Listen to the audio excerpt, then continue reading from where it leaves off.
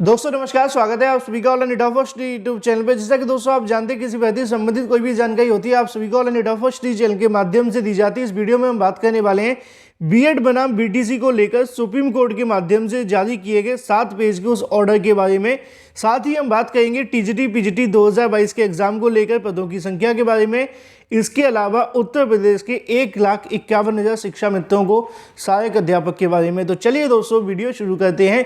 Video को like कर दें, साथ ही शेयर कर दें और चैनल को सब्सक्राइब करना बिल्कुल ना भूलें, जिससे कि जानकारी आप सभी को ऑनलाइन डेटा फर्स्ट चैनल के माध्यम से रियल ऑथेंटिक मिलती रहे। शुरुआत करते हैं पहली अपडेट के बारे में, बीएड बनाम बीटीसी को लेकर। आप जानते हैं कि बीएड बनाम बीटीसी को लेकर जो सुनवाई की गई थी सुप्रीम कोर्ट के अंदर, उसके बाद से आप सभी के मन में बहुत सारे सवाल थे कि ऑर्डर कब आने वाला है, क्या क्या चीज़ें देखने के लिए मिलेंगी, इसके अलावा और भी बहुत सारी चीज़ें।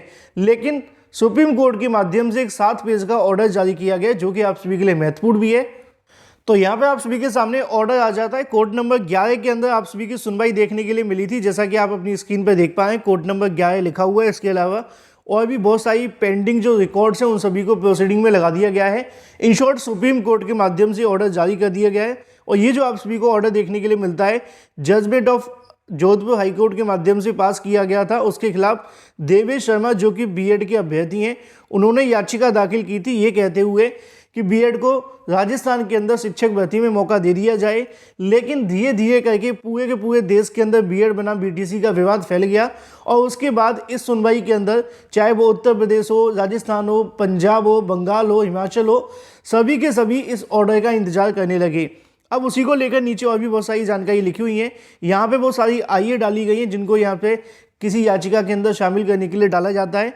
इसके साथ ही और भी बहुत सारे पेज देखने के लिए मिलते हैं, लेकिन जो महत्वपूर्ण है वो आपके सामने है, जिसको हम ऑपरेटिव पार्ट के नाम से जानते हैं किसी भी जजमेंट को लेकर। तो नीचे आप सभी के सामने सभी के सभी अधिवक्ता देखने के लिए मिल जाएंगे, जैसा कि यहाँ मीनाक्षी अरोड़ा जी आप सभी देख पाए बीटीसी के अधिवक्ता थे। चलिए अब बात कर लेते हैं ऑर्डर के बारे में।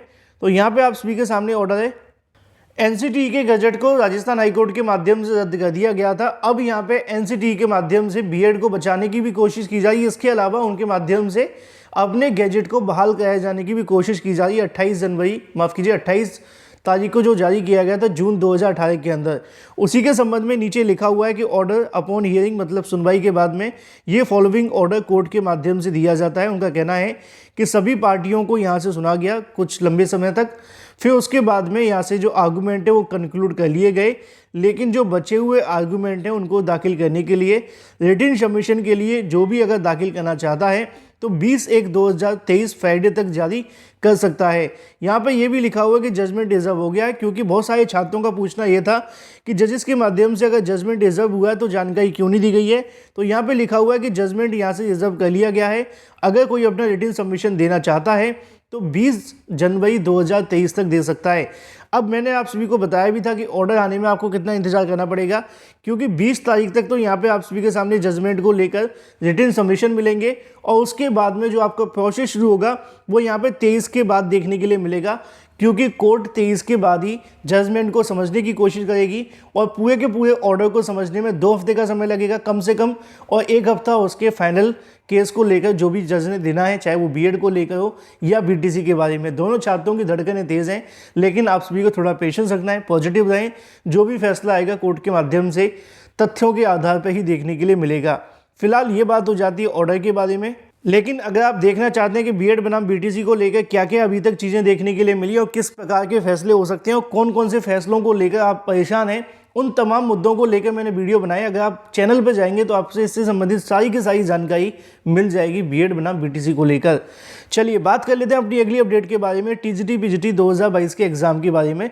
टीजीटी पीजीटी 2022 के एग्जाम डेट का इंतजार करने वाले अभ्यर्थियों के लिए, इसके अलावा पदों की संख्या बढ़ाए जाने के लिए, क्योंकि यहाँ पे बहुत सारे छात्रों के मन में सवाल देखने के लिए मिल रहा था। कई अलग अलग यूट्यूबर्स के माध्यम से आपको जानकारी दी जाती है। टीजीटी पीजीटी को लेकर लोग दिन में 10-10, 15-15 जानकारी आप सभी को देते हैं, चाहे वो धरना प्रदर्शन के बारे में हो या फिर कुछ गलत जानकारी है, जैसे कि आपकी एग्जाम डेट को लेकर या पोर्टल खोलने के बारे में। अगर मुझे जानकारी मिलेगी तो मैं आपको चाहे 2 बार दूँ या एक बार भी नहीं, लेकिन जब भी दी जाएगी आपको ऑथेंटिक ही दी जाएगी। जानकारी ये दी जा रही है कि चयन बोर्ड के माध्यम से पोर्टल खोले जाने को लेकर विचार किया जा रहा है। ऐसा बताया गया है। कुछ लोगों का कहना है कि पदों की संख्या बढ़ रही है। इसके अलावा कुछ लोगों का ये भी कहना है कि परीक्षा जल्द हो सकती है। लेकिन ये जो तीनों चीज़ें आप सभी के सामने निकल कर आ रही हैं, इनमें कितनी सच्चाई है आपको समझनी पड़ेगी, क्योंकि अगर आप आंखें बंद करके किसी भी बात को समझेंगे तो आपको दिक्कतें होंगी। मैंने लगभग 1.5 महीने पहले एक वीडियो बनाया था, उसमें आपको समझाया था कि अगर आप टीजीटी पीजीटी की तैयारी कर रहे हैं और इसके साथ आपके पास कोई दूसरी भर्ती है तो आपको दूसरी भर्ती पे फोकस करना चाहिए, ना कि सिर्फ यूपी टीजीटी पीजीटी पे, क्योंकि अब इसमें समय लगने वाला है। चयन बोर्ड चाहता तो अब तक इसकी परीक्षा करवा सकता था, लेकिन अब उनके पास परीक्षा कराने के लिए ना तो सदस्य हैं और ना ही उनका उद्देश्य दिखाई दे रहा है परीक्षा कराने के लिए। अगर वो परीक्षा कराना चाहते तो 11 दिन से धरना प्रदर्शन करने वाले अभ्यर्थियों को इस प्रकार इंतजार नहीं करना पड़ता।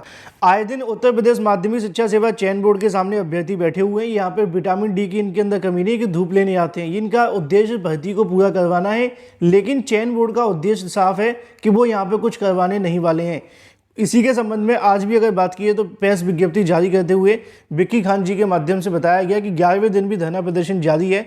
आज मकर संक्रांति के अवकाश के बावजूद भी प्रतियोगी छात्रों के माध्यम से लगातार चेयरमैन के जो VS कुमार चयन बोर्ड के, उनके खिलाफ यहाँ पे कहीं ना कहीं चेयरमैन गो बैक का नारा लगा दिया।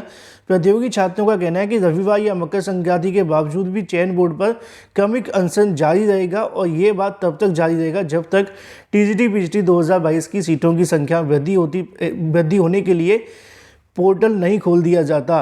अध्यक्ष के माध्यम से अगर बात की है, इसको लेकर लगातार अभ्यर्थियों का कहना है कि यहाँ पे जो अध्यक्ष है वो भर्ती को पूरा कराना नहीं चाहते और मामले को लटकाना चाहते हैं। तो ऐसे में जो जानकारी आप सभी के सामने आई कि टीजीटी पीजीटी एग्जाम डेट को लेकर, तो इसके बारे में दो ही चीज़ें हो सकती है कि शिक्षा मंत्री के माध्यम से जो बैठक की जाएगी, अगर उसके अंदर कोई दिशा निर्देश दे दिए जाएँ तो चयन बोर्ड के माध्यम से एग्जाम और पदों के बारे में विचार किया जा सकता है। अगर हम बात करें छात्रों के दबाव को लेकर, उन्होंने दबाव बनाया है, इसमें कोई शक नहीं है, लेकिन कहीं से भी आपको जो जानकारी मिल रही है कि पद बढ़ाने के लिए चयन बोर्ड के माध्यम से पोर्टल खोले जाने को लेकर विचार किया जा रहा है, तो ऐसा बिल्कुल भी नहीं है। चयन बोर्ड खुद से पद बढ़ाने के लिए फिलहाल तैयार नहीं है। अगर आगे होता है शिक्षा मंत्री के दबाव में आकर तो बात अलग है। बाकी मैंने आप सभी को इस एग्ज़ाम के बारे में भी जानकारी दी है। अब देखना ये होगा कि शिक्षा मंत्री क्या करते हैं पदों के बारे में या फिर एग्ज़ाम को लेकर। लेकिन उससे पहले जो भी जानकारी आई है फेक है, विश्वास के लिए ऑनलाइन एडा फर्स्ट चैनल को सब्सक्राइब कर लें। चलिए बात कर लेते हैं उत्तर प्रदेश के अंदर 1,51,000 से ज़्यादा शिक्षा मित्रों के बारे में। आप जानते हैं कि शिक्षा मित्रों को लेकर आए दिन बहुत सारी समस्याएं देखने के लिए मिलती हैं। कभी शिक्षा मित्रों के माध्यम से धरना प्रदर्शन किए जाते हैं तो कभी किसी और मुद्दे को लेकर। अब एक बार फिर से अगर बात की जाए, 1,51,000 शिक्षा मित्रों को सहायक अध्यापक बनाने के लिए महानिदेशक ने आश्वासन दिया है।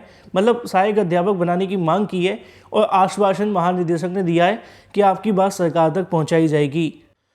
यहाँ पे दोस्तों आप सभी को देखने के लिए मिलेगा, शिक्षा मित्रों के सहायक शिक्षक के पद में नियमित करे सरकार, सहायक अध्यापक के पद में नियमित करनी है। इसके अलावा अन्य मांगों को लेकर यहाँ पे शिक्षा मित्रों के माध्यम से इको गार्डन में प्रदर्शन किया गया, जिसको लेकर नीचे लिखा हुआ है कि संगठन के प्रदेश अध्यक्ष जो शिव कुमार है, उनके माध्यम से बताया गया कि 22 सालों से लगातार शिक्षा मित्र कम मानदेय पर कहीं न कहीं काम करते हुए दिखाई दे, उनकी आर्थिक स्थिति काफ़ी खराब है। ऐसे में नियमावली में संशोधन कर टीईटी पास शिक्षा मित्रों को सहायक शिक्षक के पद पर नियमित किया जाए। साथ ही शिक्षा मित्रों को मूल विद्यालय में वापस किया जाए। महिला शिक्षा मित्रों की अगर बात की जाए, विवाह उपरांत उनके ससुराल के जिले में और भी बहुत सारी जानकारी यहाँ पे लिखी हुई है, जैसा कि आप लोग इमेजेस के माध्यम से देख पाएँ। अभ्यर्थियों के माध्यम से, शिक्षा मित्रों के माध्यम से बड़ी संख्या में सड़कों पर उतरकर धरना प्रदर्शन किया गया। फिलहाल इस वीडियो के माध्यम से इतना ही। यहाँ पे आप सभी को देखने के लिए मिलेगा कि महानिदेशक से वार्ता के बाद में आश्वासन दिया गया है, लेकिन क्या आश्वासन से कुछ होगा ये अलग मुद्दा है, क्योंकि आप जानते हैं कि सरकार आश्वासन तो देती है, फिर उसके बाद कुछ फैसले नहीं ले पाती है। लिखा हुआ है कि महानिदेशक स्कूली शिक्षा विजय केंद्र आनंद से हुई है वार्ता। इसमें महानिदेशक ने आपकी मांगों को पूरा कराने का आश्वासन दिया है। प्रतिनिधिमंडल ने महामंत्री और भी अभ्यर्थियां शामिल है। फिलहाल इस वीडियो के माध्यम से इतना ही। Thank you for watching this video.